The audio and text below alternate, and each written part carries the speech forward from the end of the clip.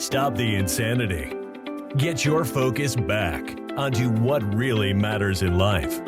Your faith, your family, your finances, and your future. Sit back, listen, and change the trajectory of your life. You are listening to the Money for Life podcast. Let's welcome your hosts, Teresa Kuhn and Rick Sapio.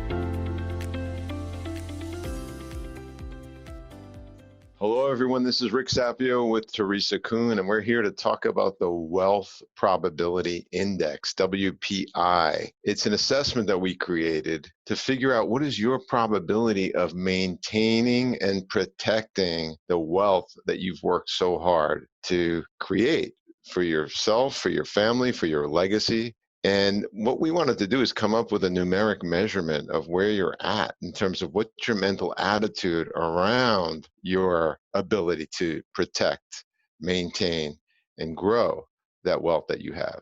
You know, it's interesting, Teresa, you and I spent a lot of time on this topic. What is the difference between someone's mindset when they're building wealth and when they're protecting wealth? Do people even realize there's a distinction there?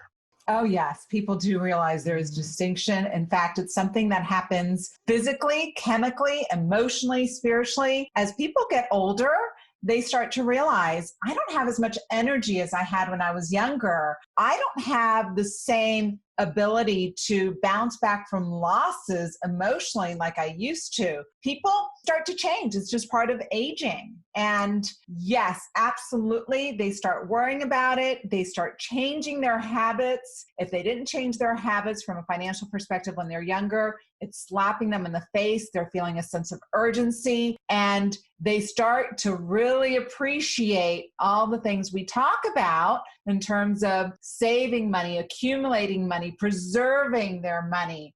It's just slapped them in the face and they have that sense of urgency. And so what we created with the Wealth Probability Index is an opportunity for you to sit down and say, all right, from an assessment perspective, a numerical perspective, what is the probability of me being able to preserve my wealth from a mindset and a habits and an actions perspective?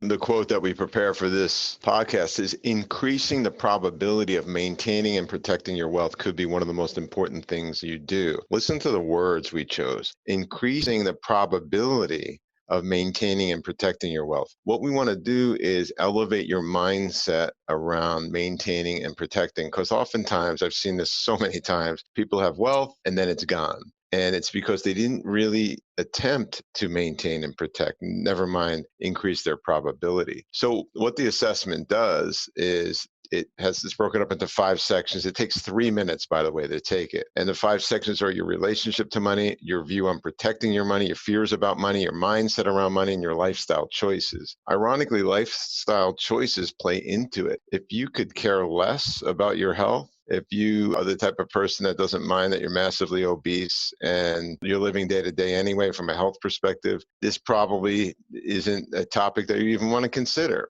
And so that's why we often say in Money for Life that the perfect person for this podcast is the person that already cares deeply about faith, family, finances, and future. And future means quality of life in your life today, increasing your fulfillment, increasing your quality of relationships, etc. And it also means leaving behind a legacy, a quality of legacy. So there's a very particular person, I don't know, Teresa, if it represents 5% of the population or 20%, I'm not really sure. It's lower rather than higher. And the reason I say that is I read that the average net worth of an American over 18 today is about $1,000, which is heartbreaking that so much wealth is concentrated on the small segment of society. So this is an easy one, this podcast. All you have to do is go to www.getmywpi.com, getmywealthprobabilityindex.com. And so again, www.wpi.com.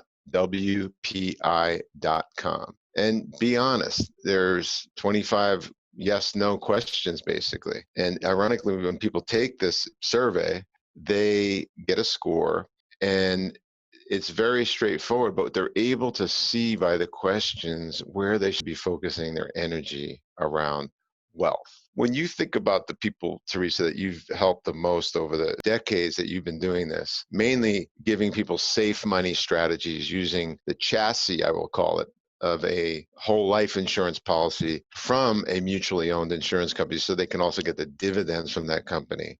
What are the characteristics you notice on people that do absolutely understand protecting their wealth? The mindset of the person that we work with is typically a long-term thinker. They care about every aspect of their life. They're thinking about legacy. They had something happen in their life where they either learned from a parent, a grandparent, a mentor to think a little bit different than the herd. They understand and appreciate there are consequences to their actions today that affect their today and their tomorrow. They tend to be more conservative in their thinking as far as finances, but they will also take risk and have appreciated from experience, ideally barring other people's experience, but most of the time from their own experience, what happens when they lose money and they want to make a change. They want something different, at least for the savings part of their portfolio. Great answer, Teresa. You mentioned mentorship. They tend to look to other people. They find people that they trust. And you actually were mentored by Nelson Nash, who was a forester who discovered a safe money strategy that we now sell. And that's using whole life insurance policy with a mutually owned insurance company, as I mentioned before. Nelson Nash, who wrote a book on this topic, actually exemplifies everything that you just said. And he had his safe money in one place, and then he invested in forests, timber, land, and things like that. Is that right? Yes, that's exactly right. And one of the things that I just absolutely adored about Nelson, and I was very privileged and blessed to have him in my life, and he has influenced my life and my thinking greatly. He informed my thinking, even though I was a thinker in terms of long-term consequences, he very much helped me put into practicality long-term thinking and seeing the results and the wonderful benefits that you get from being a long-term thinker. But he was a forester by training. And think about, he had a degree in forestry. Think about if you were a forester. Think about if you were responsible for having trees grow for others to benefit decades later. Talk about watching grass grow. In terms of boring and patience, knowing that the work that you do today and the seeds that you plant today have to bear fruit 10, 20, 30, 40, 50 years down the road. So he took that thinking and applied it to finance. And the book, in case you're interested, is Becoming Your Own Banker. That's the classic Nelson Nash book. And it's a bit esoteric. Some of the people that I share the book with don't quite get it. They like something a little bit more practical. And it takes multiple readings sometimes of that book to really get Nelson. And I've read it, 10, 13, 15 times and have referred to it for a long time. It is a reference book. It is on my desk because I refer to it quite often. His thinking about money in a long-term perspective, I'm not going to say was revolutionary, but it was revolutionary for today. It's such a different way of looking at money. It's such a different way of looking at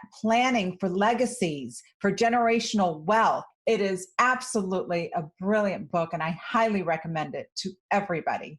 All right, everyone. And now this is a message from our sponsor, the 100-Year Savings Solution. Teresa and I do these podcasts because we are very committed to you having wealth in your life. And that wealth is long-term wealth. And how do you get wealth? You get wealth by employing the barbell investment strategy, in which you focus on creating a foundation of wealth using specially designed whole life insurance from a mutually owned insurance company. And you're going to get higher returns with far less risk. I call it risk-free, but it's far less risk than you can get anywhere else in the world. And once you have that financial foundation set up, the rest of your wealth creation is almost automatic.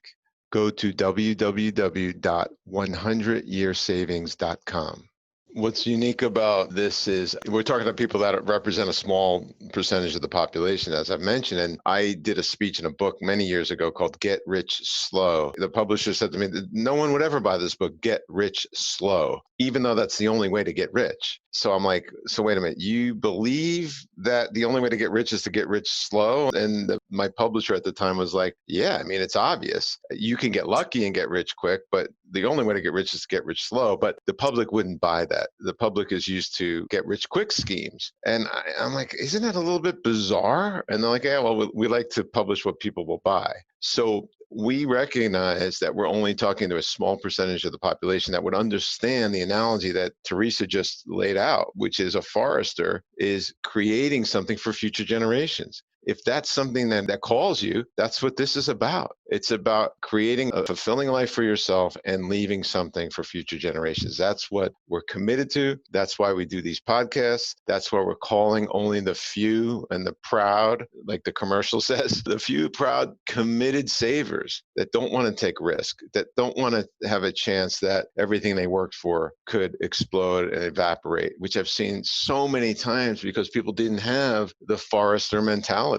It's very unique. So why did we put it in the form of an assessment? Well, I've got an engineering degree and I like numbers, but I like, more importantly, tracking. So I weigh myself every day. I look at my P&L and my balance sheet personally very often. This is another way to measure where am I at. So if you took the WPI today and your score, which is a score from 0 to 100, let's say your score today was 58. When I was in school, 58 was a failure.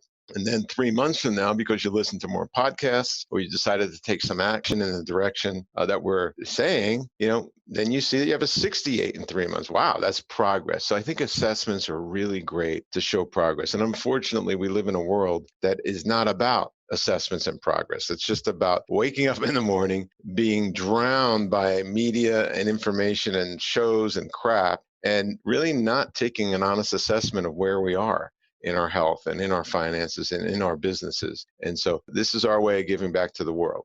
All right. Thank you, Teresa. I appreciate your input, especially on Nelson Nash. Thank you all for listening to another episode of Money for Life. Go and get your WPI, www.getmywpi.com. We'll see you soon. You have just experienced Money for Life. Implement these strategies today and create a life by design. Have a blessed day.